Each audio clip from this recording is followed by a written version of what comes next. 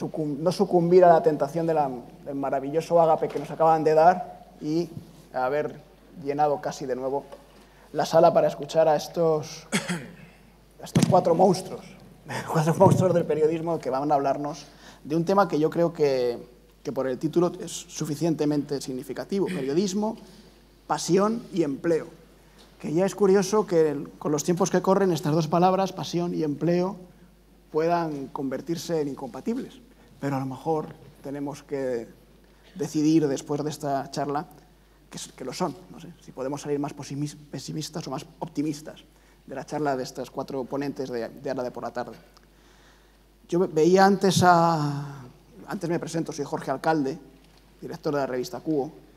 Escuchaba a la alcaldesa de Huesca inaugurar el certamen por primera vez, creo que es la primera vez que la nueva alcaldesa participa en el Congreso, y se me ocurría que soy el único alcalde que sobrevive del origen del Congreso, porque han ido pasando otros alcaldes. Y yo recuerdo como al principio del Congreso de Periodismo Digital de Huesca, hace ya la friolera de 13 años, en esa primera edición, el concepto digital todavía estaba por definir.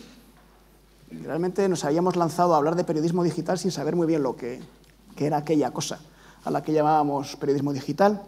Evidentemente éramos todos más jóvenes, éramos más ignorantes, algunos seguimos siéndolo, pero éramos más ignorantes que ahora.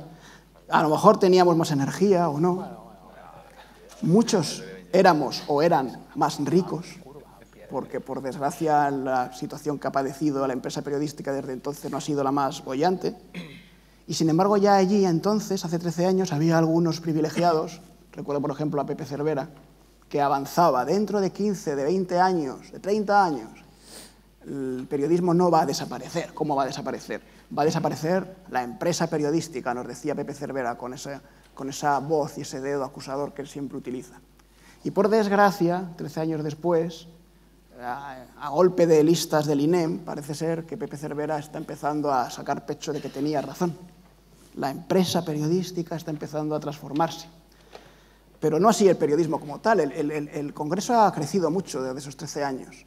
Y durante esos 13 años yo he sido testigo, a lo mejor estoy contando un secreto que Fernando García Mongay me va a matar por contar, pero durante esos 13 años yo he sido testigo de algunas discusiones del tamaño en el que se ponía la palabra digital y periodismo.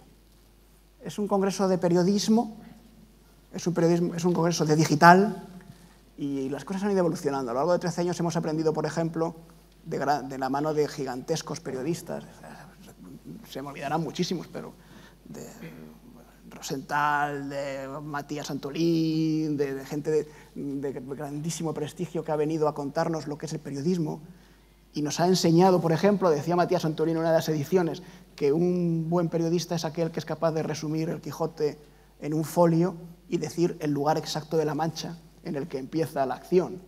Y sin embargo, un buen reportero es aquel al que le mandan cubrir la noticia de alguien que se ha comido una moto y solo se le ocurra preguntar por la digestión, cómo ha hecho la digestión el individuo. Esto lo decía Matías Antolín parafraseando a Raúl del Pozo, ¿no?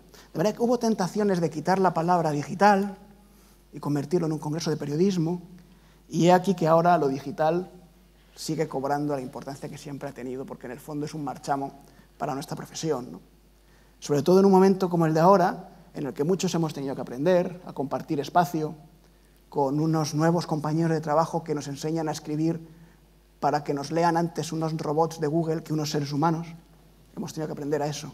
Hemos tenido que aprender a cambiar el tipómetro por la tabla de Excel para hacer periodismo de datos. Hemos tenido que cambiar muchas de nuestras costumbres. Hemos tenido que aprender a convivir con proveedores, que son empresas que te venden la información por centímetro cuadrado, a 0,5 céntimos el centímetro cuadrado de noticia.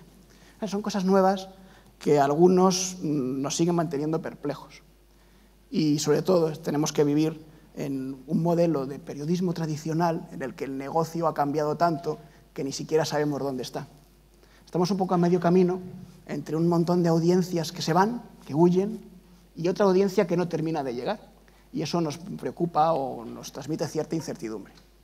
Y en todo este panorama resulta que todavía hay un grupo de francotiradores, de locos que siguen pensando que el periodismo de toda la vida, el periodismo con mayúsculas, el periodismo de largo formato, el periodismo de pasión, el periodismo de reportaje, tiene un sentido en este entorno. Y de esos locos francotiradores tengo el inmensísimo placer de contar con 4 a mi alrededor. Los conocéis, no me voy a estirar mucho en las presentaciones porque además algunos de ellos son inmensamente conocidos en la red y basta con poner su nombre en Google para que os salga la biografía completa y un currículum apabullante, pero para que los situemos de cara, de mi derecha a mi izquierda, pues ahí en la esquina está Ander Izaguirre, que como sabéis es periodista, reportero de viajes, es una persona que se define como, se lo voy a robar, siempre le preguntan lo mismo, como destajista, trabaja a destajo, más que freelance, que es una palabra muy anglófila y que a lo mejor le gusta menos, y que aparte de eso es autor de uno de los primeros libros que ha lanzado, se me ha caído al suelo uno de ellos, la colección, muchas gracias, Cícero, que es un nuevo formato de edición de reportajes para leer reposadamente, que se venden digitalmente en Amazon y que se promocionan en el viejo producto del papel, y que el título de Ander, que os recomiendo a todos que leáis, es Groenlandia cruje, y 3 historias islandesas. Es una visión caliente del frío, del hielo de Groenlandia. Pere Rusiñol, que me tengo a mi derecha, él ha sido uno de los pilares del diario El País desde hace muchos años, trabajó 12 años allí en la sección de Sociedad Internacional y después se fue a Público, del que fue adjunto a la dirección y lamentablemente hace muy poquito no ha podido continuar con su labor en Público, pero eso todos los periodistas que seguro que estáis más que acostumbrados y acostumbradas a leer.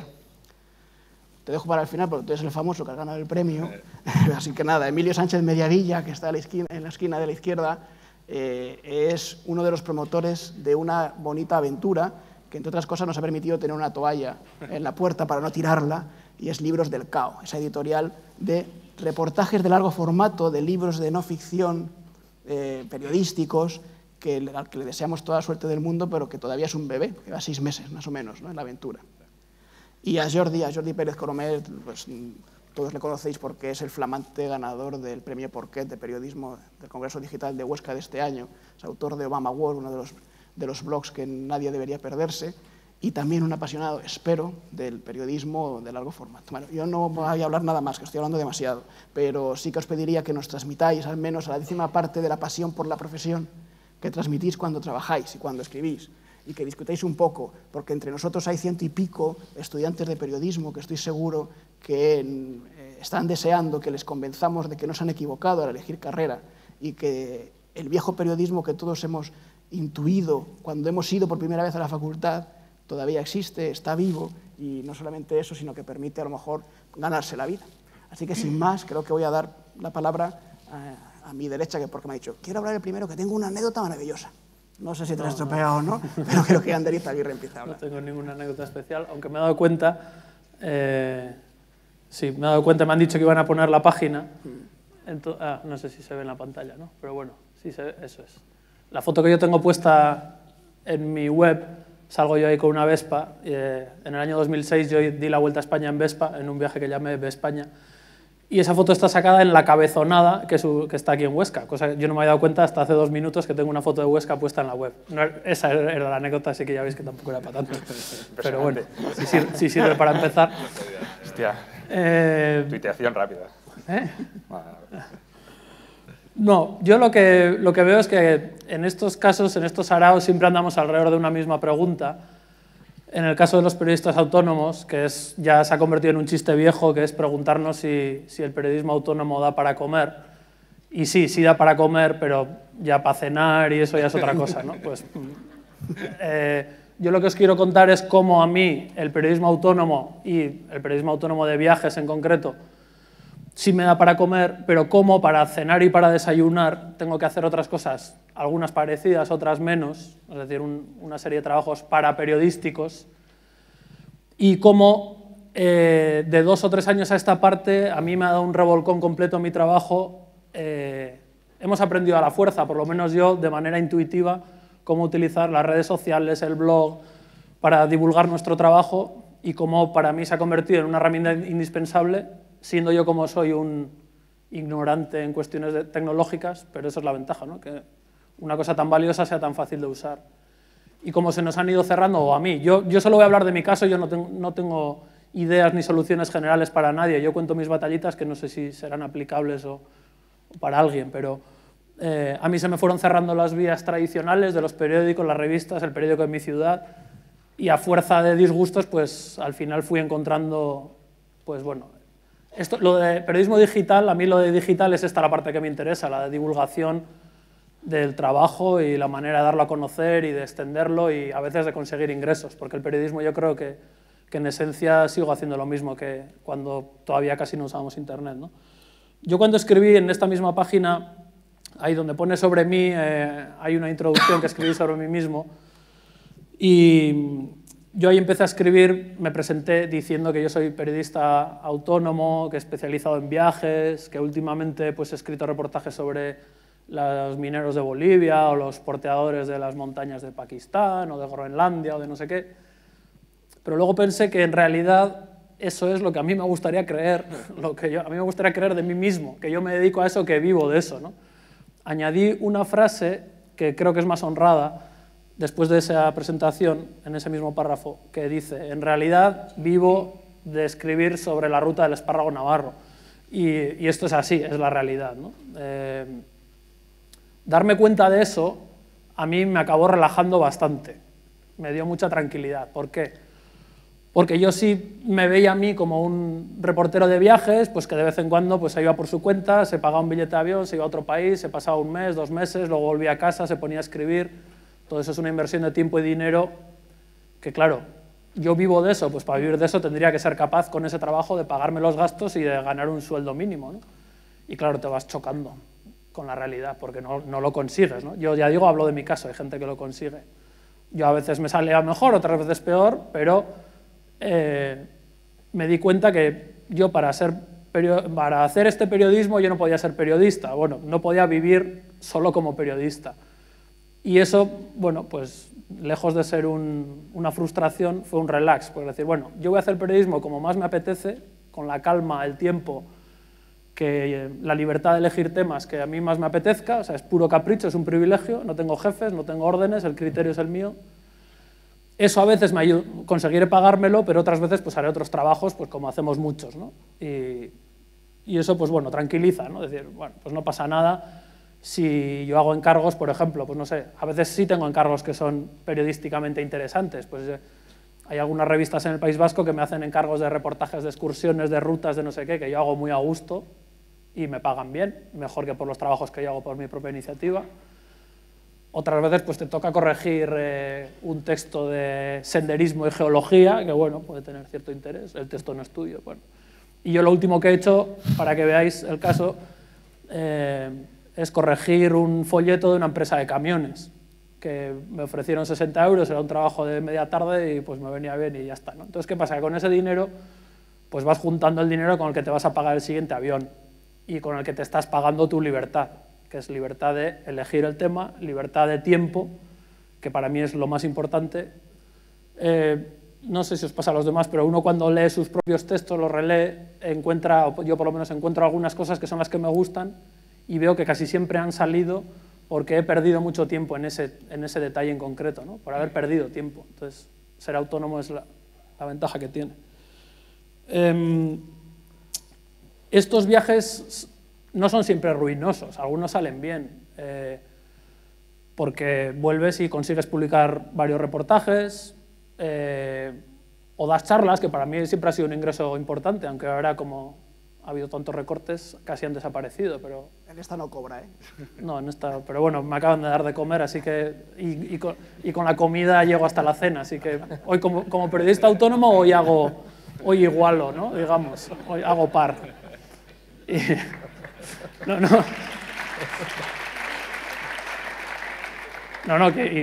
vamos, y para mí es el mejor día de la semana estar aquí con gente tan maja, y bueno, no vamos a seguir por ahí. Bueno, pues eso, no me refiero a estas charlas, me refiero a pues, casas de cultura, tal, bueno, no sé, ese tipo de cosas de que son ingresos extra, ¿no? Conferencias y tal. o alguna vez te cae un premio, que es dinero, que yo antes nunca me presentaba a premios de periodismo. Llevo 2 años mandando mis reportajes buscando premios, pues para conseguir dinero que los medios no me dan. Otras veces los trabajos no dan dinero, o los viajes. Mi último viaje así importante he estado 2 meses en Bolivia, en octubre y noviembre, y yo a ese no le saco todavía 1 euro de rendimiento. Porque yo ahora quiero escribir un libro, es un segundo viaje que hago allí, pues me lo tomo a largo plazo, ya veremos si a eso le doy la vuelta económicamente. No me preocupa mucho. ¿Por qué? Porque también me he dado cuenta con los años y también me relaja mucho saber que ese tipo de trabajos que son de apariencia ruinosa, luego tienen ecos que no esperas y que no sabes muy bien relacionar. Voy a poner un ejemplo concreto. En el verano de 2010, fue la primera vez en mi vida que alguien me llamó para pagarme por ir a un viaje y hacer de periodista.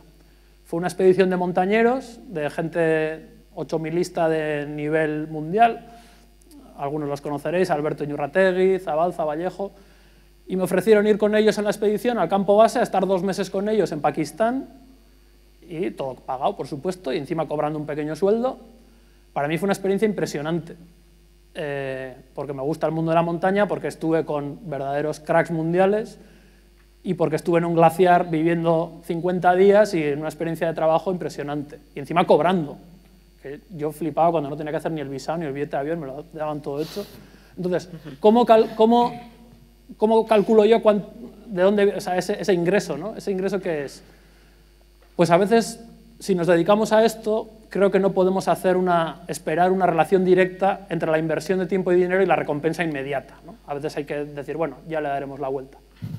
Y para acabar, me gustaría contar un caso concreto de cómo las redes sociales a mí me han enseñado que son la herramienta imprescindible para trabajar como yo trabajo y para intentar que mis trabajos tengan la divulgación que luego me permita tener los ingresos suficientes para el siguiente viaje, ¿no? En el primer viaje que hice yo a Bolivia, cuando volví, escribí varios temas. Uno de ellos era sobre los niños que trabajaban en las minas, en Potosí, en otros sitios de Bolivia, en mineritos. Yo pensaba, en 2009, que el periódico de mi ciudad me iba a poner una alfombra roja, porque yo siempre publicaba con ellos, me pagaban muy bien los reportajes. Pues tardé casi 2 meses de mareo, de sí, de no, pero espera, se lo paso a este, a ver si me dice algo, a ver cuándo tal. Y al final alguien de confianza me dijo que es que acababa de haber una orden o una norma de ya no se puede pagar a los colaboradores externos de este tipo. Ya no hay dinero, no hay presupuesto. Que es una decisión que yo entiendo, no es mi negocio, yo no les voy a decir dónde tienen que gastarlo. Pero claro, yo de repente vi un portazo. Lo intenté en otros periódicos y sí lo querían publicar, pero lo que no querían era pagar, ¿no? Algunos me dieron un lujo de detalles de cómo lo iban a publicar y en la última línea, por cierto, no tenemos presupuesto, pero bueno, si quieres publicarlo y tal. Entonces yo me llevé un disgusto, yo estuve varios meses peleando por sacar este reportaje. Al final no salió bien, eso sí me dio frustración, porque yo pensaba que tenía un buen reportaje y que no iba a salir bien. Lo publiqué en medios modestos, pero bien dignos, como la revista Nuestro Tiempo de Pamplona o el periódico Berría en euskera, que tengo la suerte de escribir también en euskera, entonces puedo hacer doble trabajo. Y ahí se quedó. ¿Pero qué pasó? Que a mí me daba pena. Que, gané un poquito de dinero, pero no tenía mucho eco. Entonces dije, pues lo divulgo, yo qué sé, lo pongo en mi blog, el reportaje. O que lo publique, por ejemplo, Frontera D, que hace cosas muy interesantes, un periodismo buenísimo, y mira, pues a mí me hace ilusión que salga ahí y que tenga eco. Y lo tuiteo y lo pongo en Facebook y le empiezo a hacer publicidad. Y entonces pasó una cosa muy curiosa. Empezó a tener eco en las redes sociales, la gente empezó a retuitearlo, y de repente en Facebook me escribe un italiano jesuita para decirme que ellos tenían una revista que distribuían por todo el mundo y que, que tenían poco dinero, pero que a ver si podían publicar ese reportaje en italiano, que lo traducían, que me pagaban, no recuerdo, 100, 120 euritos. Bueno, oye, pues qué bien, en italiano, oye, qué ilusión. Luego me escribió un editor de Bolivia con la misma historia. Oye, aquí ya sabes que no hay mucha plata, pero en fin, te podíamos pagar unos $. Oye, pues toma, en Bolivia, si se publica en Pamplona no hay ningún problema que se publique en Bolivia. Luego pasó a México, el reportaje recibió varios premios, eran premios con dinero, de repente aquí 1000 euros, de repente aquí 2000, y dices, ostras, joder, que es que le estoy dando la vuelta, incluso económicamente. Al final fue el reportaje que yo en más sitios he publicado, el que más eco tuvo, y ya la coña marinera, y con esto ya sí que acabo, es que de repente en Chile se quedan 33 mineros enterrados y pues lo triste es que a veces los periodistas dependemos de que haya una desgracia para que hagan caso a nuestros temas, ¿no? Yo cuando escribí el reportaje de Groenlandia decía, pues qué pena, tendría que haber un comando independentista esquimal poniendo bombas en Dinamarca para que me lo compraran, porque si no, no le interesa a nadie, ¿no? Pero ¿qué pasó? Se quedaron los 33 mineros chilenos, que fue una historia muy potente, los sacaron y yo puse un tuit inocentemente, bueno, inocentemente no, pero sin pensar lo que iba a pasar, bendito tuit, puse bravo por los 33 o algo así, ahora a ver si sacamos estos 13.000, que son los niños que se calcula que trabajan en las minas de Bolivia, y enlacé mi reportaje. Ese tuit tuvo una cascada de retuiteos como a mí nunca me había pasado. Pues me siguió un montón de gente, tal y cual, y entonces llega un periódico de tirada nacional que un año antes se interesó por mi reportaje y que por alguna decisión de última hora decidió no sacarlo, cuando ya estaba casi para maquetar, y entonces me dicen, oye, queremos sacar el reportaje, y lo sacaron, y salió un domingo a doble página, tal. Entonces yo me di cuenta que el proceso estaba completamente patas arriba, que yo había empezado tocando las puertas de los medios y no había conseguido nada. Y entonces me fui a las redes, a los medios más modestos y a las redes. Tuvo ese revolcón y volvió a los medios un año después.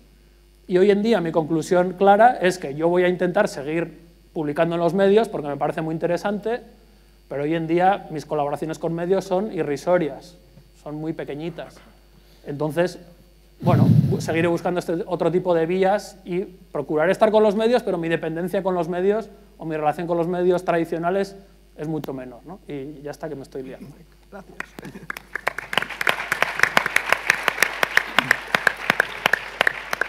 Gracias, Ander, porque además has cumplido escrupulosamente el tiempo, cual es de agradecer, así milimétrico, casi con precisión de montañero, casi. Y escuchándote además, y viendo y escuchando algunos testimonios de antes también, de la jornada de la mañana, se me ocurre que de momento el único cauce para que tenga éxito una historia de periodismo como la tuya es que haya una desgracia personal. No sé si tú contabas que habías perdido tu trabajo en el medio en el que trabajabas, Antonio Martínez Ron también contaba que le habían echado, había cerrado su medio, tú también has seguido ese proceso, con tintes un poco más dramáticos en el caso de Chile, pero yo no sé si esto es muy pesimista, yo no sé si a lo mejor Emilio Sánchez Mediavilla, que tiene una aventura muy optimista entre manos, os puede cambiar este chip, o también su caso nació de la necesidad. Sí, bueno, en nuestro caso, la editorial Libros del Cao, que como ha comentado antes, es una editorial especializada en textos de no ficción, en reportaje, en crónica, en textos de largo aliento, digamos, con la idea de recuperar el libro como formato periodístico, pues esta idea nace de 3 despidos también. De los 4 socios, pues bueno, 2 de ellos trabajaban en el medio digital soytu.es, una experiencia muy interesante que cerró hace un par de años. Yo estaba trabajando en una revista y bueno, yo con el dinero de la indemnización capitalicé el paro y puse mi parte de la empresa. Mis otros 2 socios bueno, tenían también un dinero de sus indemnizaciones, a continuación habían encontrado otros trabajos, con lo cual había unas condiciones económicas que les permitía arriesgarse y meterse en este berenjenal.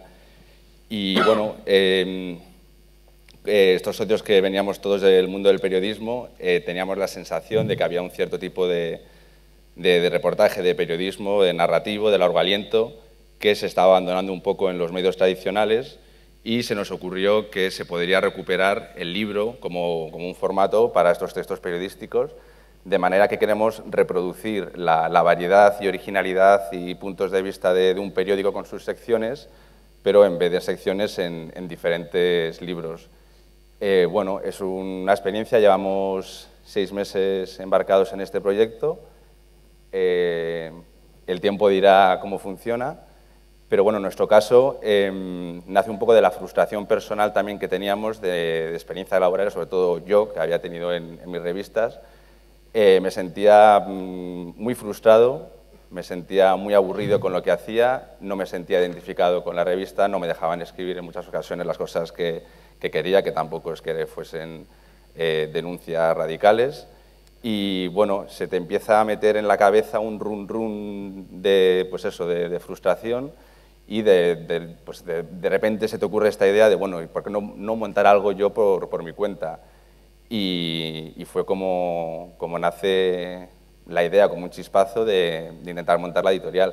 Y lo que he visto en este tiempo, que bueno, ya hemos tenido experiencias de todo tipo, pero lo más agradable ha sido ver que estás trabajando en algo en lo cual tú confías plenamente, al cual le puedes meter muchas horas, que cuando hablas con otra gente estás creyendo completamente en todo lo que dices, que te emociona cada libro que haces, que el libro puedes empezar tú proponiéndole a un autor que escriba el libro, lo corriges, lo editas, hablas con el autor, estableces una relación muy estrecha con el autor, porque a nosotros nos gusta editar, nos gusta meter mano, ser tocones y zarandear al autor. Creo que en España la figura del editor está un poco abandonada y se limita a un intercambio de correos entre el autor y el editor. El editor le dice, oye, quiero tal texto para tal fecha, te voy a pagar si te pago tanto dinero, y ahí termina. Y bueno, nosotros queríamos reivindicar esta figura de una persona que está encima del reportaje, que habla con el autor, que le sugiere cambios, que discutes con el autor, porque aquí se establece una relación con altibajos y con, bueno, al final es una lucha, tú tienes que convencerle, tienes que ganarte una autoridad para hacerle ver que los cambios que tú le estás proponiendo son mejores para el texto. Y entonces eso, participas en el libro editándolo, eliges la portada, eliges el diseño, eliges el logo, escribes la contraportada, la biografía, hablas con los periodistas para que salga el libro reseñado en medios de prensa, te pasas las mañanas en correos enviando paquetes, luchas contra el distribuidor, vas a visitar libreros, conoces a gente y un día te encuentras que vienes al Congreso de Huesca y 3 días antes te vas a IKEA y compras 300 toallas y luego te pasas la mañana siguiente grapando una cartulina y el resultado es esto que podéis conseguir fuera gratis, que es un buen periodista nunca tira la toalla, que bueno, es un poco un llamamiento de optimismo, de rebeldía ante una situación de crisis, que estamos todos muy hartos, estamos todos quejándonos y bueno, pues la sensación de que hay que plantear alternativas, que estamos inmersos en un proceso de ensayo y error, todos los periodistas, no sabemos muy bien hacia dónde van los tiros, no sabemos cuál es la clave, el que lo diga es un gurú y es un mentiroso y viven del cuento, y lo que hay que hacer es pues empezar este proceso de ensayo y error y entre todos ir empezando nuevas iniciativas, nuevos proyectos y pensaremos que podremos dar con la tecla. Este es nuestro intento que hacemos desde Libros del CAO, que es eso, recuperar el texto, creer que el lector no tiene miedo a leer, porque si empezamos pensando que los lectores no quieren leer, pues vamos a cerrar el chiringuito y vamos a dedicarnos a otras cosas, y parece que en ciertos medios se tiene pánico a la lectura. Entonces, en este caso el desafío era, no solo creemos que sí quieren leer, sino que además les vamos a dar hasta que se harten 200, 300 páginas de un reportaje y de un tema. Y yo lo que veo ahora, y bueno, con esos compañeros y mucha gente que me va contando, en estos últimos años y todavía están surgiendo un montón de iniciativas, de revistas digitales, de todo tipo de planteamientos, y no sabemos qué pasará. Igual dentro de un año nosotros hemos cerrado y otra gente también, pero no creo que sea un fracaso. Ha sido simplemente un intento de tirar para adelante, de no quedarnos de brazos cruzados. Y creo que esto lo resume un poco el lema de la editorial, que es todo va a salir mal, y nos parece estupendo. Y me voy a callar. Gracias.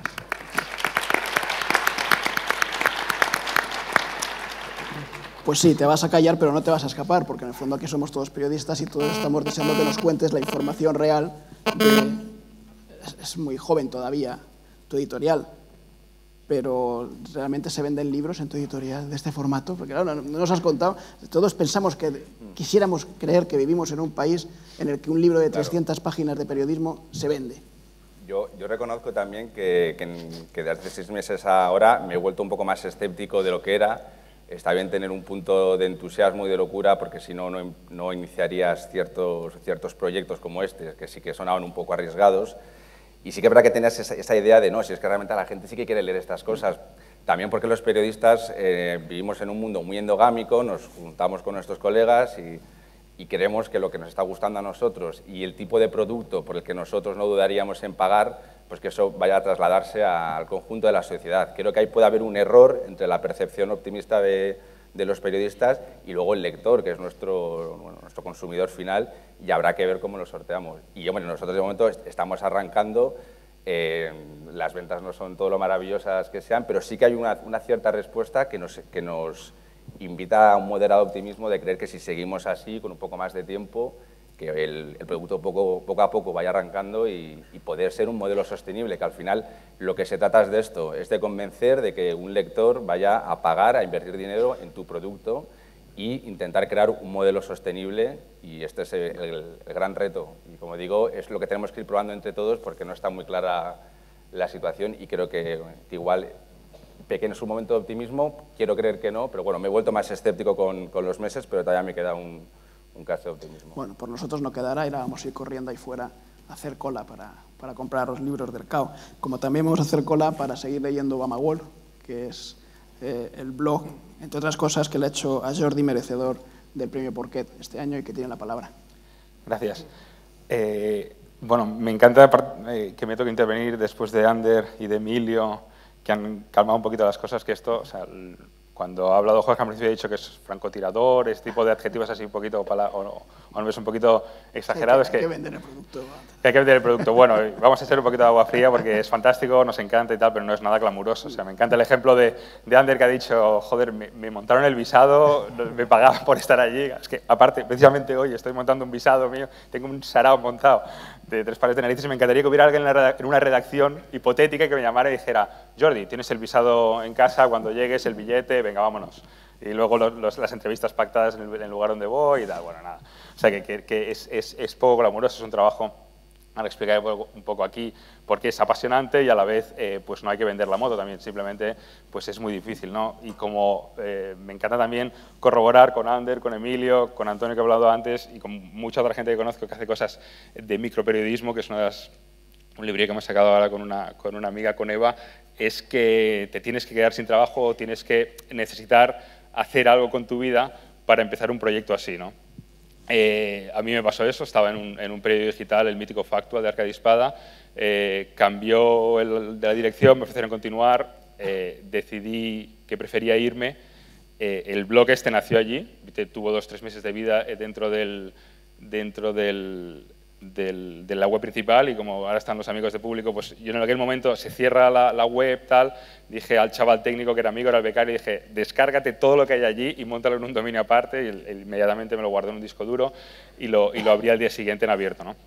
Entonces empezó así y bueno, que es un proyecto que al principio no es nada glamuroso, sigue sin serlo, y lo que me planteé desde el minuto 1 es que quería un par de cosas, ¿no? Quería hacer algo que me gustaba, ya lo estaba haciendo, el periodismo internacional es el sector del periodismo que más me gusta, y luego iba a intentar hacer algo que nos hacía, que es otra de las cosas importantes. Y lo tercero era que me iba a tomar esto como abrir un negocio, o sea, yo abría un blog y iba a invertir mi tiempo y mi dinero. Yo cuando mis amigos me dicen, joder, es que dedicas muchas horas a esto, no, para mí es como haber abierto un bar, ¿sabes? Tengo un amigo que ha abierto un bar de gin tonics, le va mucho mejor que a mí, trabaja menos, pero también ha tenido suerte, no, que lo hace muy bien, pero entonces es eso, ¿no? La idea es, cuando me pregunta la gente, ¿no? ¿Te estás financiando? Y dicen, no, bueno, de momento no, claramente pongo más dinero de mi bolsillo y la idea, como hace Ander, es intentar encontrar 1000 maneras de financiar.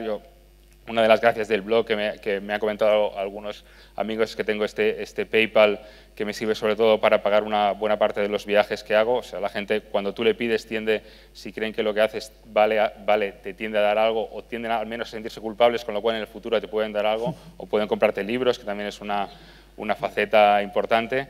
Con lo cual, eso por un lado, y luego pues está el crowdfunding que tengo pensado hacer, los libros electrónicos que Andrés ha metido, cualquier colaboración en una revista o un medio que te pueda pedir. Por ejemplo, tema internacional, pues están los think tanks también que te pueden echar una mano en conferencias, te pueden pedir informes para su gente de algún país determinado, con lo cual hay muchos frentes y el blog es simplemente pues como el nido o el núcleo que lo involucra todo, ¿no? Entonces, y lo que hablaba antes de, iba a hacer 2 cosas para intentar abrir un poquito lo que yo podía hacer, ofrecer un poquito una cosa nueva, 2 cosas diferentes, ¿no? Cuando iba a ir de viaje iba a intentar contar cosas un poquito más allá de lo que los periódicos pueden contar, iba a utilizar la primera persona sin reparo, pero a la vez con rigor, intentando decir, pues esto es lo que yo he visto y si a 10 calles ha pasado otra cosa que lo ha visto la CNN, pues aquí os pongo el vídeo de la CNN y si aquí ha pasado, o sea, un poquito con mucha más libertad de la que pueden tener los medios tradicionales que a veces, pues, como nos ha pasado a todos, pues tienden un poquito a a disimular cuando no llegan a algún sitio o simplemente a citar agencias o otras alternativas, ¿no? Entonces,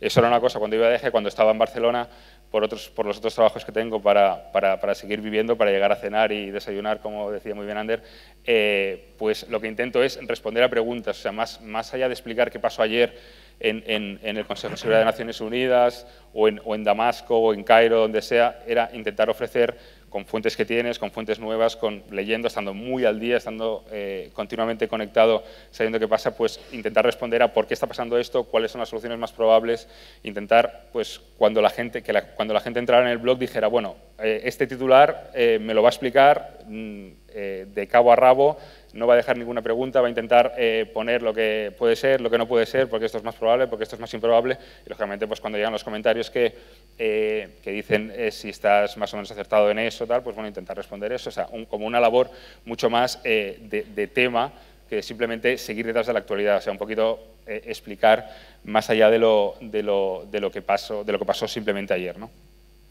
Y para acabar, la clave en todo esto, o sea, está por un lado que no es glamuroso, que tienes que buscarte la vida en 1000 frentes y que es bueno que sea una cosa que te guste mucho y que hagas algo que no se esté haciendo hasta ese momento. Pero la clave, lo que es esencial es que hay que currar un huevo. O sea, yo supongo que aquí estamos todos de acuerdo, es que todas estas ideas puedes tener lo mejor del mundo, pero si tú abres tu bar 8 horas puede ir bien, pero si lo abres 14 puede ir mejor. No garantiza nada, como ha dicho Emilio perfectamente, si hay que chapar un día se chapa y otra cosa mariposa y fantástico. Y todo lo que hemos aprendido y divertido, nos hemos divertido, pues eso, ¿no? Pero, o sea, el hecho de tenerte que ir a dormir a las 5 de la mañana para acabar algo, o cuando estás de viajes, eso, pues, tienes que saber a quién tienes que entrevistar, tienes que buscar su teléfono, tienes que llamarle, tienes que quedar con él, tienes que saber la dirección, tienes que buscar un wifi porque si estás en Estados Unidos y tal, el 3G no funciona o es carísimo. Bueno, todo este tipo de historias que cuando Ander fue a Pakistán le solucionaron sus montañeros, pues nosotros tenemos que apañarnos un poquito al vuelo, ¿no? Entonces, que sepáis que la gente... Yo animo a todo el mundo, claro, la ventaja del periodismo digital es que no necesitas ni permisos, ni rotativas, ni jefes, pero tampoco es un paseo que te va a llevar a ganar un premio Goya del periodismo, lo que sea. Simplemente es eso, es abrir algo que te guste y que sepas que vas a curar mucho y que te puede traer alguna alegría, pero no todos lo serán y alguna noche, pues bueno, igual te vas a dormir menos caliente. Ánimo, ánimo, ¿eh?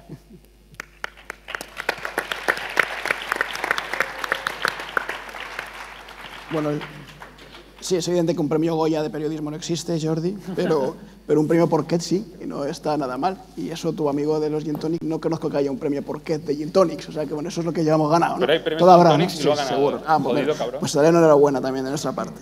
Nada, y terminamos esta ronda con la intervención de Pere Rossinyol, que ya os hemos presentado antes, y que me ha dicho, pues igual que antes me decía, déjame a mí el primero que tengo una anécdota, me ha dicho, Pere, déjame el último, que voy a ser muy provocador.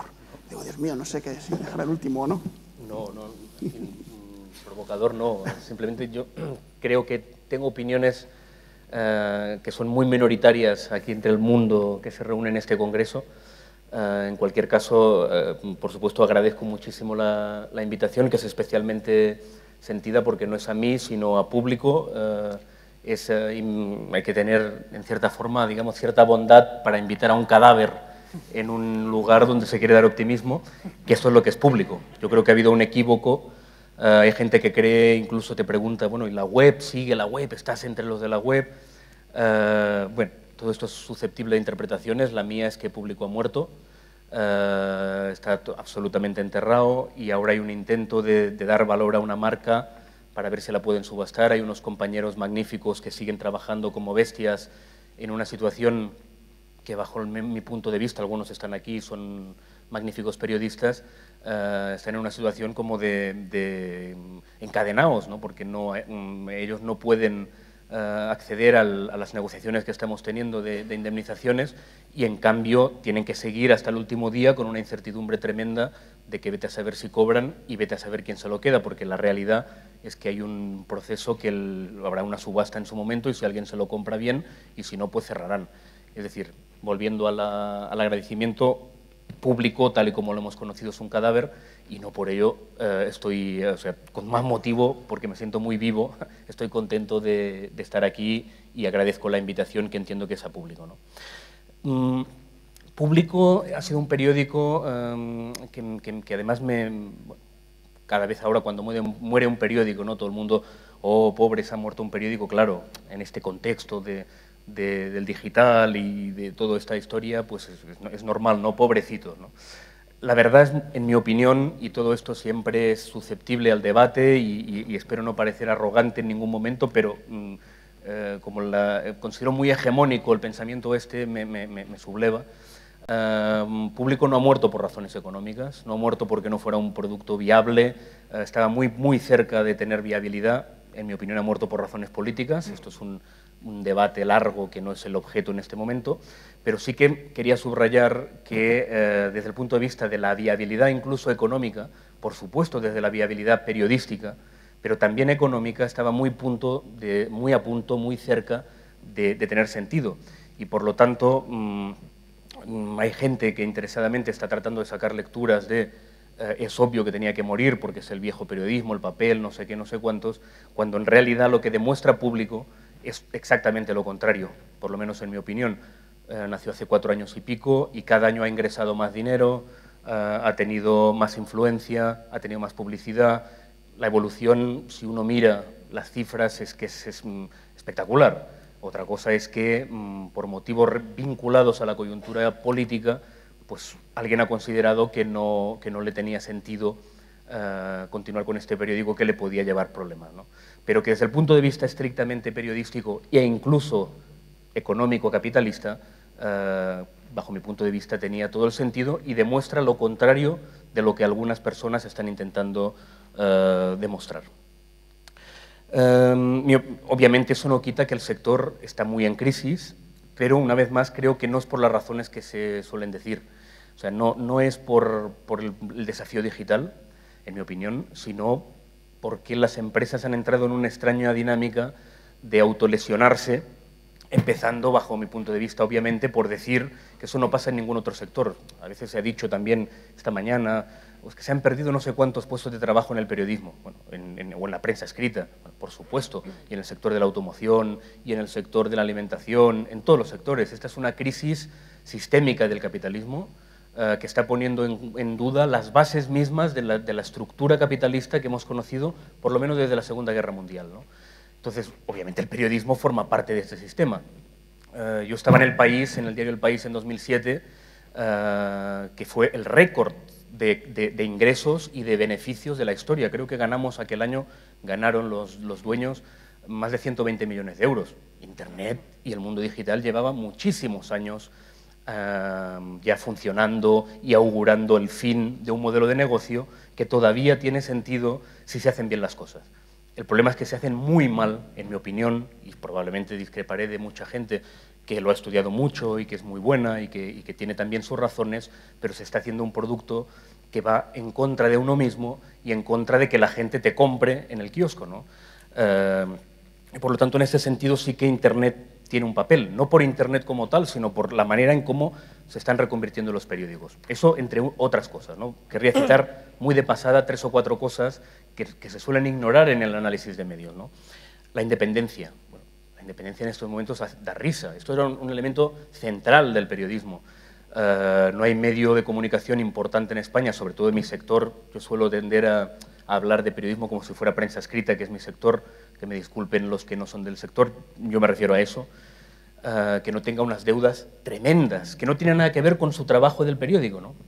Hablaba antes del País. El País forma parte de un Grupo Prisa, el País sigue ganando dinero, el grupo pierde 3.700 millones. Hombre, con eso tienes muy poca independencia. No es que pierda, debe 3.700 millones en los bancos, etcétera, etcétera, pero Unidad Editorial, que es el editor del Mundo, pues le sucede lo mismo, pero no porque el Mundo vaya mal, sino porque generaron una deuda tremenda comprando en plena burbuja pues Expansión, Marca, otras cosas, y ha lastrado con un terrible coste financiero esta situación, ¿no? Y podríamos seguir, porque en todos los casos el tema de la independencia pues está muy puesta en cuestión como consecuencia de terribles deudas que no tienen nada que ver con el producto como tal que estaban ofreciendo, ¿no? Hay otro problema enorme, que aquí sí que tiene un papel la tecnología, en mi opinión, que es el ir a los sitios. Ir a los sitios cuesta dinero, tiempo, esfuerzo. Bueno, hay gente que cree, esta mañana se ha dicho también, ¿no? No concibo que un periodista no tenga Twitter. O no, bueno, pues, perdón, o sea, yo sí, yo tengo, y tengo Facebook, no, bueno, pero que no concibo un periodista que no se toma 20 cafés con fuentes. Yo. El periodismo lo que hacía antes era, o sea, Twitter y todas estas redes sociales son valiosísimas, pero parece que son ya el elemento central, y el elemento central es el otro que los periódicos no pueden hacer, porque se están entrando en unas dinámicas infernales de que vas a un acto, tienes que tuitear, después tienes que hacer una actualización rápida para la web, después otro producto, y al final no puedes llamar a los que están dentro, que es lo que te tiene que dar un producto diferenciado que el día siguiente merezca la pena comprar en el periódico. Con lo cual, es como una profecía autocumplida, ¿no? ¿Por qué vas a comprar en el periódico una cosa que no te aporta nada? Es que no te aporta nada, ¿no? Y encima, por si fuera poco, algunos medios muy importantes, como también se ha mostrado esta mañana, han optado por una posición pues, legítima y además muy defendible teóricamente, pero que yo, como consumidor de prensa y como redactor de prensa, no comprendo, que es eso de dar prioridad a la web de forma que todo en tiempo real se da íntegramente en la web el día antes, que al día siguiente hay unos tíos que van al kiosco y compran para una información que se ha dado toda el día antes gratis. Entonces, bueno, antes el que compraba un periódico era una persona que eso era un gesto de distinción, era un gesto de que era una persona bien informada. Ahora el que compra el periódico en determinados lugares, porque en otros han optado por otras estrategias, no es el bien informado, es el mal informado, que no sabe que está gratis en la web el día antes. Entonces tú dirás, bueno, qué tontería. No, hombre, eso no es una tontería, son 600 euros al año que te ahorras accediendo antes a una información financiada por los que el día siguiente pagan en el periódico. Entonces, bajo mi punto de vista, esto es una catástrofe. Insisto, puedo estar equivocado, pero me parece catastrófico desde el punto de vista del periodismo y desde el modelo de negocio. Y en eso no tiene ninguna culpa Internet. Internet es una herramienta extraordinaria, que te puede permitir muchísimas cosas, pero que al mismo tiempo, mal utilizada, te puedes cargar el invento. Porque también se hablaba esta mañana, no, hombre, es que si viene el tsunami, yo aviso que viene el tsunami y la gente quiere seguir tomando sol, hombre, es muy tramposo esto, ¿no? Porque, claro, por supuesto, si alguien sabe que viene un tsunami y yo sigo tomando el sol, pues soy un idiota. Pero es que este que dice que ve el tsunami, pues bueno, hace muchos años que ve el tsunami, y a lo mejor lo que hay es un terremoto y todos van corriendo a otro lugar y lo que hay es un terremoto y también se muere. Quiero decir que no, nadie sabe y estamos, yo creo, los medios tradicionales disparándose contra ellos mismos. Por razones económicas, por razones del mal uso de Internet, etcétera, etcétera. Conclusión. Yo creo que hay un déficit terrible en el mercado, en el kiosco, en todos lados, del viejo periodismo. El viejo periodismo que consistía en no tener que estar describiendo al minuto lo que sucede, sino en rascar, tomándonos 20 cafés que son improductivos para el contable, pero que de estos 20, uno te da una pista que te lleva a un sitio y al final sacas una noticia que si en lugar de estar tomándote los cafés estás tuiteando, pues no lo vas a sacar. Entonces hay un déficit terrible, por lo tanto, esto combinado con las posibilidades tecnológicas da una oportunidad increíble. Lo digo para conectar con el motivo de la mesa, ¿no? Una oportunidad extraordinaria como no ha existido nunca para intentar sacar o hacer productos periodísticos a la vieja escuela, en mi opinión, más interesante, pero también respetando mucho todas las nuevas formas, pero cada uno tiene los gustos que tiene. A mí la radio no me interesa demasiado, es muy un gran medio, pero no, a mí me interesaban los periódicos, ¿no? Y en el momento en que el periódico se confunde con la web, pero gratis, o sea, yo en la web, ¿qué haría? Yo haría una web que no tenga nada que ver con el periódico, nada, cero, porque si no, no tiene sentido, en fin, no me quiero repetir, ¿no? La cuestión es que para mí sí que, en cambio, la tableta abre muchas posibilidades. Todavía son muy humildes, pero que hable unas posibilidades reales de inventar y de intentar mantener en un mercado que parece que por deserción de los medios tradicionales, sobre todo en el ámbito del centro-izquierda, pues queda absolutamente virgen. En mi opinión, este modelo que hay que inventar tiene que depender del pago, de la gente. A lo mejor no habrá 5 millones de personas, pero con 10.000, con 5.000, con 15.000, pues a lo mejor esto sirve para ya suficiente, pero sin el pago, sin alguien pagando por el producto, no creo que sea posible. Todos los medios que se basen en la publicidad, no solo los del papel, sino también en la web, en mi opinión, tendrán muchas dificultades en un futuro cercano porque, volviendo a donde estábamos, la crisis del capitalismo en la que estamos es sistémica. Anunciarse no tiene sentido en los próximos 2-3 años o más, porque ¿quién va a comprar? Nadie está comprando. ¿Y quién va a pagar lo que piden los medios para pagar la información? Yo solo pondré un ejemplo. En El País y en otros medios, pero yo digo El País porque es el periódico de referencia, la gran bandera del periodismo de este país, que tradicionalmente se quería parecer al New York Times y ahora prefiere parecerse al Huffington Post, ha incorporado incluso a la señora Arianna Huffington en su consejo. El País antes era imposible contratar un anuncio de publicidad, una plancha, por menos de 10.000 euros. Ahora, con un poco de suerte, se pueden encontrar no planchas, pero faldones y cosas por 300. Entonces, bueno, esto no hay modelo posible que te lo sostenga. La prensa americana tiene una crisis mucho más importante que la nuestra porque su dependencia de la publicidad es mucho más fuerte. Pero es que la publicidad, en un contexto de recesión y de crisis sistémica, no va a venir, pero no para el papel, ni para las webs, ni para nadie.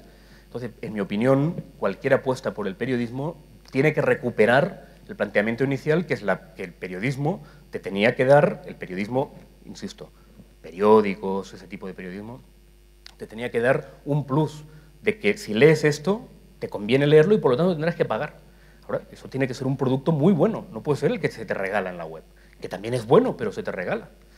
Entonces, bueno, para acabar, yo creo que estamos en una crisis tremenda, que el propio sector se ha autoinfligido y que al mismo tiempo se abre una ventana de oportunidades extraordinarias al margen de las empresas tradicionales si alguien encuentra de qué manera hacer otra vez periodismo, porque el kiosco realmente, o sea, va a haber una huelga general por una reforma laboral por lo menos controvertida, en mi opinión, y la del periódico donde yo trabajaba, que así lo contamos hasta que hemos descubierto que el patrón al cerrar quiere aplicárnosla a tope. En todo caso, esta reforma laboral vas al kiosco y aplauden por las orejas todos, ¿no? Entonces, bueno, aquí hay un hueco tremendo. Hay que ver de qué manera, pero es una oportunidad como no creo que haya habido nunca para hacer medios aprovechando las ventajas de la tecnología y no utilizando la tecnología para liquidar a los medios que quedan. Entonces, este es mi resumen. Muchas gracias, Pera.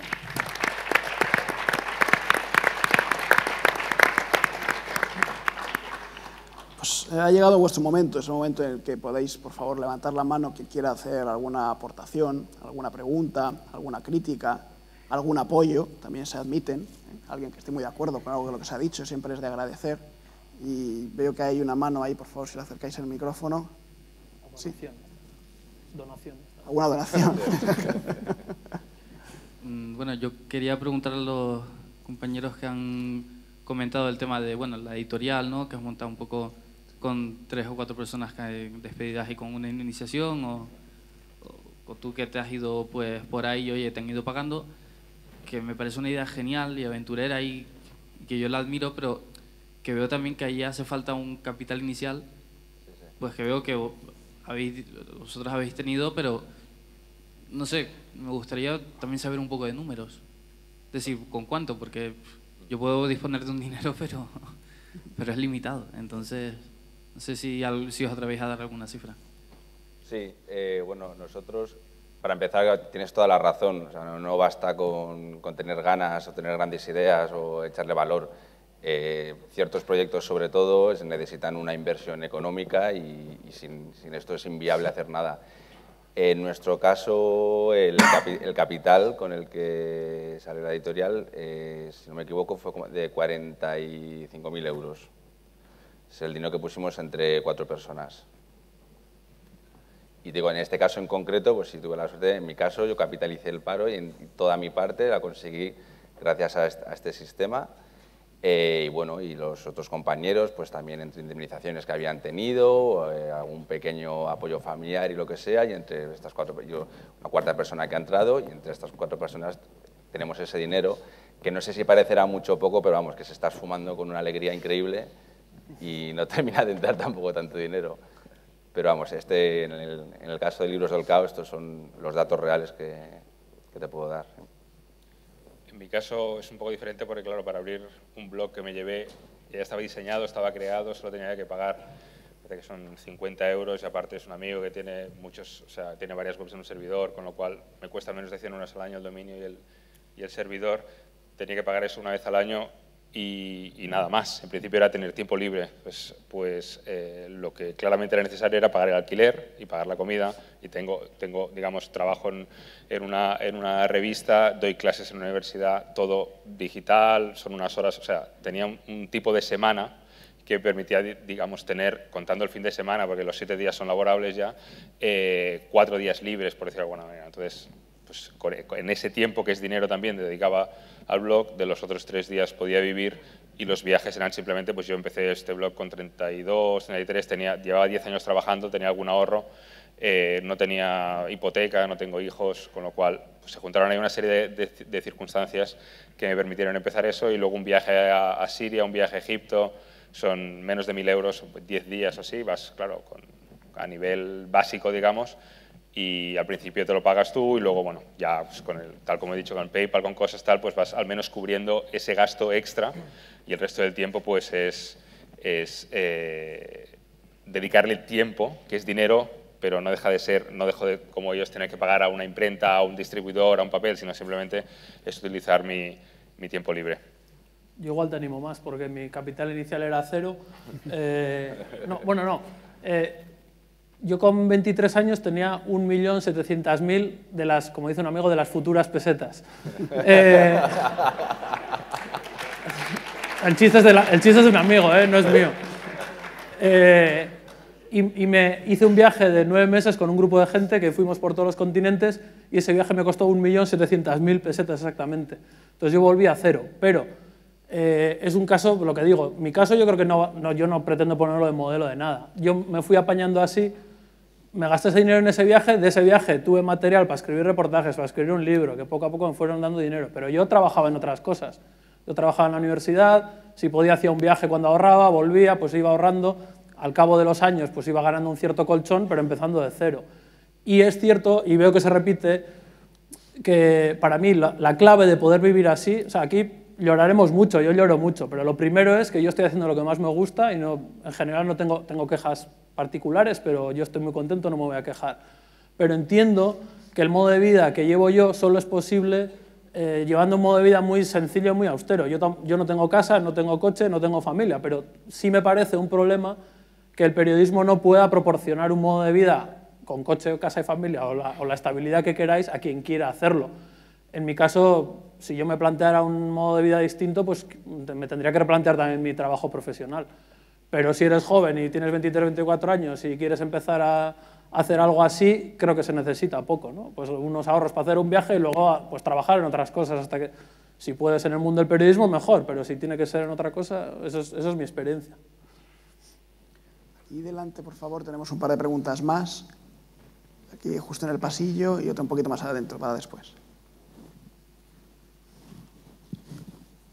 Bueno, lo mío no es una pregunta exactamente, como ha dicho el moderador que valían apoyos, quiero daros la enhorabuena a los 4 y en especial a Ander, porque además fue profesor mío en la facultad, en la Universidad de Navarra. ¿Y qué tal te va? Pues hijo. Desde que salió de la facultad muy bien. Ahí seguimos. Participó en Pasapalabra, igual para financiarse. No sí, sé. ¿ves? Ahí he encontrado yo mi filón. Bueno, pues sí, yo me fui un año a Jerusalén, en fin, me animó mucho conocerte ya hace muchos años, entonces yo tenía 20, ahora tenemos 10 más, y a veces no sale tan bien como les ayuda a ellos, quizá también es el periodista, ¿no? Pero desde luego que lo sigo admirando, y como tú decías, lo que te da de comer a ti son los espárragos, entonces por eso decía, no era exactamente una pregunta, era una felicitación, un apoyo, y ahora es una petición, un favor.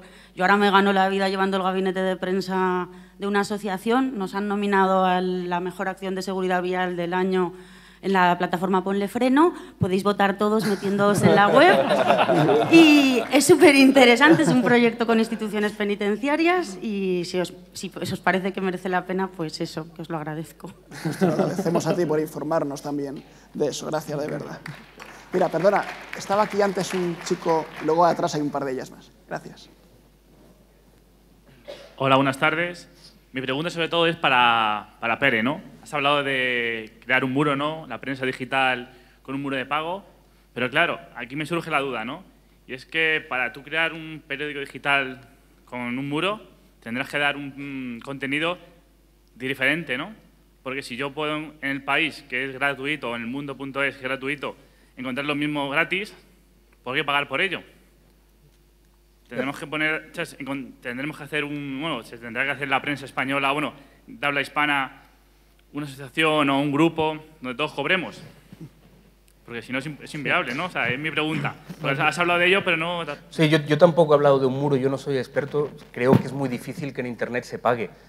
Creo que por definición, hay muchos ejemplos que dicen lo contrario, pero en la web, para mí la web es un medio como la radio. No concibo la radio de pago. Yo estoy pensando más bien en tabletas u otras cosas. Hay ejemplos de muros exitosos, pero yo soy no lo sé, muy escéptico. En todo caso, lo que comentas es así, pero no es para los nuevos proyectos, es para todos. ¿Por qué motivo pagar por un producto que se te da el día antes, no el día después, el día antes, íntegramente gratis en la web? Bueno, eso no tiene sentido. No tiene sentido. Y este producto que se te da gratis antes, íntegramente en la web, no se va a poder financiar porque no habrá publicidad. Creo que el mundo tiene, o el país, creo que es el mundo, tiene, no sé, 40 millones, 30 millones de supuestos usuarios. No genera publicidad eso. Ni va a generar. Por la condición misma del medio, en mi opinión, pero en eso puedo estar equivocado, pero sobre todo también porque la crisis del capitalismo es sistémica. Entonces no va a haber publicidad como había antes de 2007, donde los periódicos se permitían pagar un anuncio de 10.000 euros, una página. Entonces, para mí, cualquier modelo de periodismo que se base en la publicidad va a tener problemas, salvo las grandes teles, que tienen unos canales y unas fórmulas tremendas para conseguir atraer ellos, estos anunciantes. Pero a lo mejor estoy muy equivocado. En todo caso, si tú quieres cobrar, y para mí solo se puede hacer periodismo viable cobrando, obviamente tendrás que definir un producto que sea interesante para que alguien lo compre y que no tenga lo mismo gratis en otros sitios. Y ahí está el reto del periodista. Que quizás ahora el problema es ese, ¿no? Que todos son muchos refritos, ¿no? Encontramos en diferentes periódicos digitales lo mismo, ¿no? Con diferente envoltorio, pero en esencia es lo mismo, ¿no? Quizás ahí está el problema. Te pregunto, ¿no? Pregunto a vosotros que sois los expertos y para que deis un poco, ¿no? Una visión, ¿no? De cómo lo veis. Para mí hay un hueco enorme del viejo periodismo que antes se hacía y que ahora cada vez se hace menos. Se hace menos porque se va menos a los sitios, porque se está en otras cosas. Y, por supuesto, se viaja mucho menos, se toman mucho menos cafés y, al final, si el día siguiente el periódico merecía ser comprado, no era... O sea, dicen, no, es que ya la gente ya sabe la noticia del día anterior. Bueno, antes también, cuando había informativo, la tele no sé cuántos años tiene, la radio no sé cuántos años tienen. La gente ya sabía las noticias. Pero el periódico, porque tenía una forma de funcionar interna que no tiene nada que ver con la que están imponiendo ahora, permitía que se contaran las cosas de otra manera y cosas que nadie más contaba. Pero eso te lleva muchos cafés y muchos esfuerzos que no puedes tener y no puedes hacer si estás tuiteando. Entonces, bueno, esto es mi opinión, pero que en cualquier caso, volviendo a tu pregunta, si alguien quiere cobrar, tendrá que ser por algo, por supuesto, que no esté en el mercado. Para mí hay muchas cosas desatendidas. El viejo periodismo, un periodismo serio de centro-izquierda, no hay nada. Y más desde la muerte de Público. Aunque siga existiendo la web, no sabemos por cuánto tiempo, pero no hay un producto solvente de centro-izquierda que cubra este hueco. Es decir, margen desde el punto de vista capitalista de mercado, pues hay por un tubo. Habrá que inventárselo, no sé. Había dos peticiones de palabra por ahí. Sí. Escuchad a Pera eso de esa mítica frase, hay un hueco enorme para hacer periodismo. O sea, me quedó con el viejo periodismo, hay un hueco, vamos, flipante. Y sobre tuitear, que quizá me toca más cerca, se puede tomar los 20 cafés y al salir en el taxi haces un par de tweets y llegas y ya, sin contar todo, sí. Solo un poquito de... Yo no lo veo mal para los viciosos. Coño, viciosos, tío. Pero que si tu obligación es mañana diferenciarte con el mismo tema de lo que tengan todos los demás, tú no puedes dedicarte. Es una manera de poner el caramelo en la puerta. Pero si hay alguien que no lo quiere hacer, claro, no lo quiere hacer, ¿no? Hombre, por Dios, si el día siguiente se distingue en el kiosco porque este tío ha llamado a 30 personas, ya no se puede llamar a 30 personas, pues mucho mejor. Lo que pasa es que no hay ya solo kioscos, es decir, que yo veo muy buen periodismo también, cada vez más en libros, en blogs, es decir, que igual en los periódicos sigue habiendo, pero lo que yo estoy viendo es que, claro que hay periodismo, y creo que tienes toda la razón en que la esencia es hacer buen periodismo y luego las herramientas serán las que sean, pero buen periodismo creo que sigue habiendo. Lo que pasa es que quizá también en otros sitios, ¿no?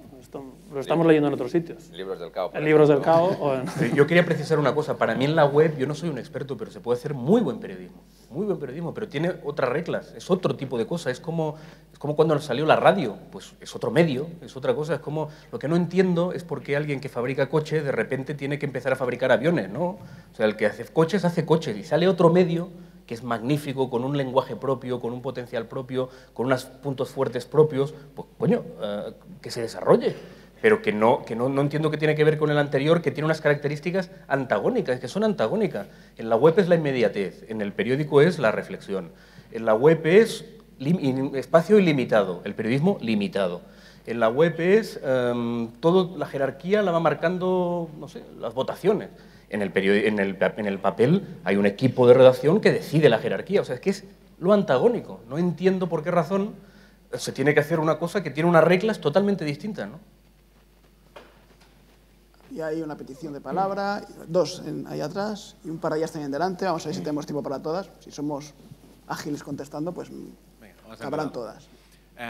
Bueno, no sé si por darle un poquito la razón, digamos, a Jordi y un poquito en contra de Pera, en el sentido de, bueno, a lo mejor sí el caramelito sí que funciona. Salvados está consiguiendo últimamente mucha audiencia y está colgando tweets 2-3 días antes y durante el programa y al final consigue un trending topic y la gente sigue el programa a la vez que tuitea. Pero bueno, el objetivo del periódico es que los que hacen Salvados lean el periódico. O sea, el periódico no compite con Salvados. Pero a lo mejor las reglas de las que hablas se están fusionando, ¿no? No.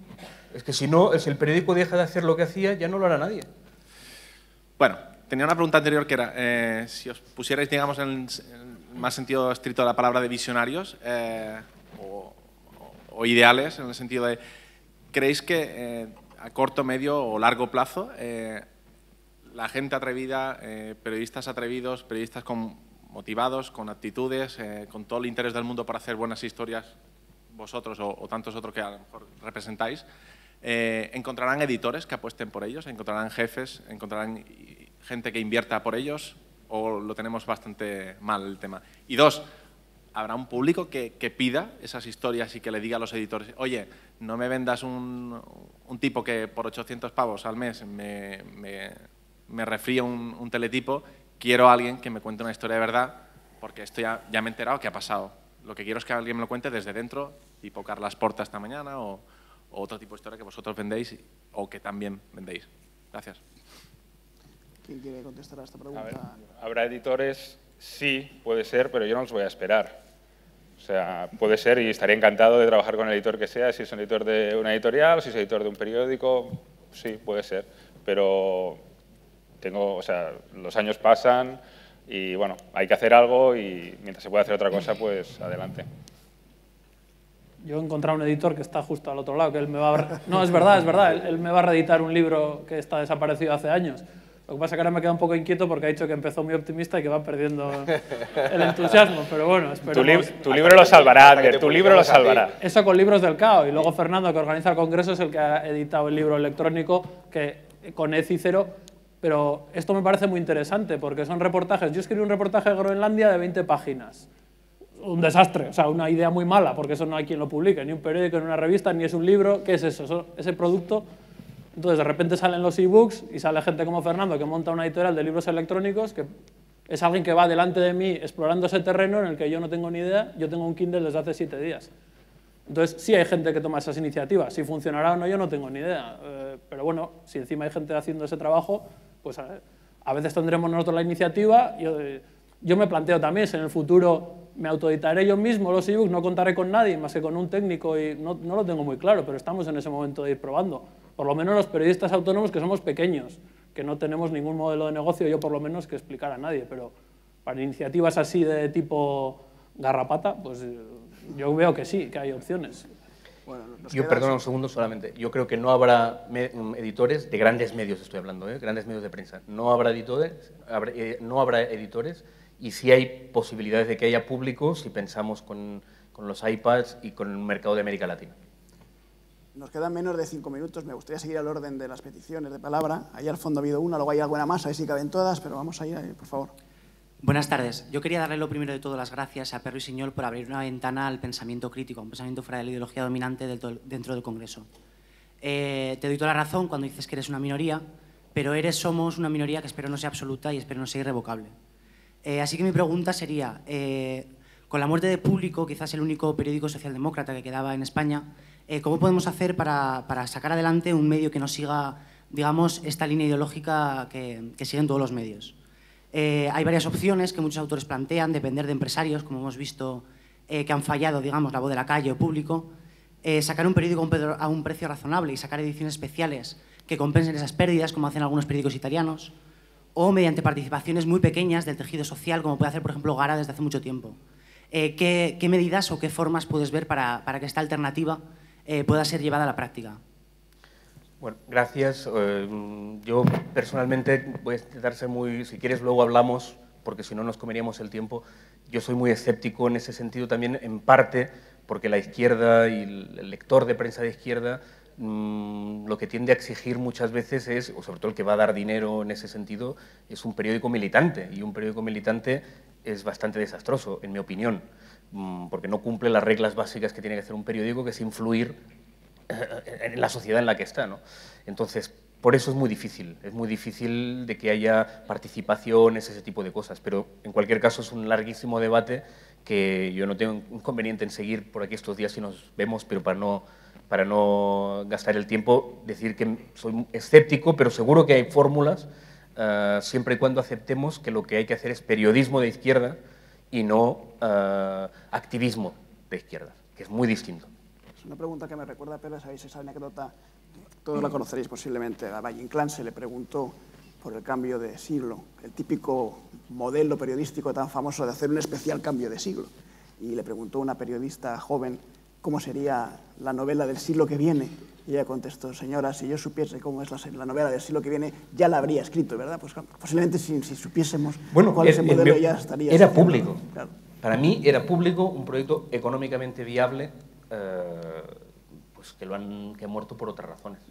Nos quedan 2 minutos. Hay un par de preguntas. A ver si hay tiempo. Aquí hay una. Buenas tardes.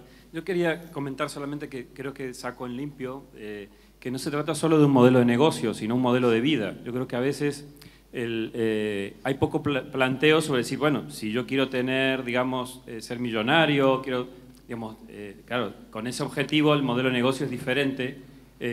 Por usar las palabras que se utilizan, a otra persona que dice, bueno, a mí no me molesta, yo lo que quiero es contar historias, ¿no? Y voy a ver cómo lo hago. Es decir, creo que en medio de la crisis una de las cosas que ha salido mucho es cuál es el modelo de vida que la gente quiere. Es decir, si es ser funcionario y tener, digamos, ya estabilizada la vida, o digamos, estas otras cosas que son emprendedoras. Aunque esto es engañoso, porque también es cierto que en medio de la crisis hay una gran culpabilización de los individuos.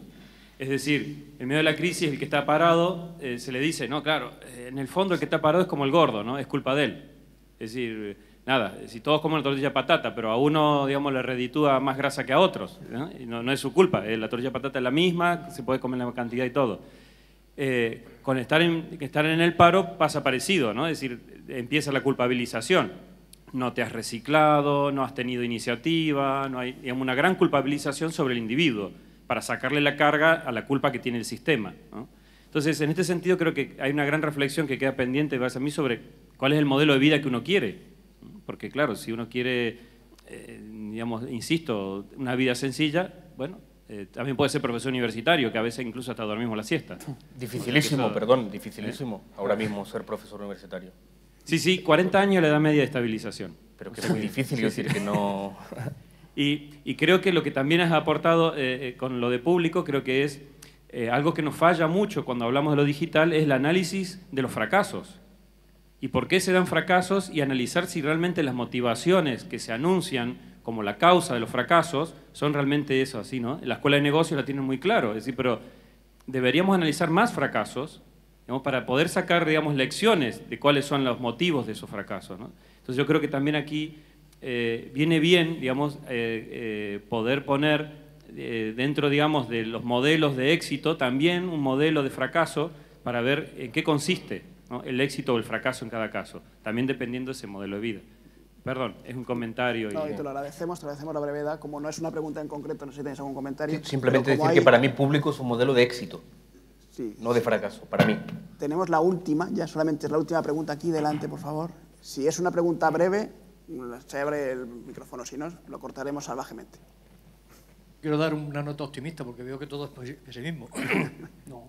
Yo desde el año 2000 empecé a controlar periódicos en Internet y administro como unos 200 periódicos en Internet. La versión de Internet no hay forma de hacerla rentable, me refiero a la versión esta gratuita. En cambio, todas las revistas que estamos pasando al sistema del iPad, por sorpresa está teniendo ventas en América y está teniendo unos ingresos que no se esperaban. O sea que quizás en la versión tradicional del periodismo que siempre se sigue haciendo, si lo logramos vender y poner en dispositivos de todo electrónico, de pronto nos hacemos universales. No llegamos a Soria, pero sí llegamos a Nueva York. Y de hecho están teniendo bastantes ingresos. Pues estamos de acuerdo. Estoy de acuerdo, sí. Y te agradecemos mucho esta aportación, que además es optimista para cerrar. Se acaba el tiempo, hemos sido puntuales. Yo os pediría que no os vayáis muy lejos, porque ahora viene Daniel Romero Abreu, que es nada más y nada menos que el jefe de los mejores conferenciantes de este país. Así que cómo será él como conferenciante, ¿no?, si es el jefe de los mejores. Os agradezco mucho vuestra participación, que ha ayudado a dinamizar mucho esta mesa, y os pido un aplauso para los 4 ponentes, que han sido fantásticos.